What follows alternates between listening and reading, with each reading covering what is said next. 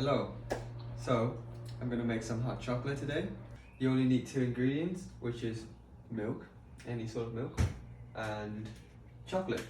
I prefer to use Toblerone because it's how my mom used to make it for me, and it tastes the best. And of course, can't go without a trusty pan and a spoon. Let's get to it. So, you're just gonna need to add about, just however you want. You can make 1 or 2 cups. I just want to make 1 cup, so I'll add roughly about 250 millimeters, and then I'm just gonna bring it to the boil.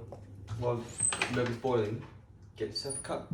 So as you can see, I've already added 2 triangles of the chocolate into my cup. So once you see it start to bubble, you can just turn it off. The reason for this is just for the to prevent a layer from forming on the top and at the bottom of the pan. Take it off the heat. So last but not least, let's add the milk into the cup with the chocolate. I might add another cube. Stir until it turns brown. Make sure all the chocolate is melted.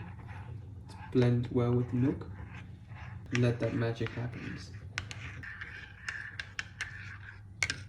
There you go, the fancy-ish homemade chocolate. Let's try it.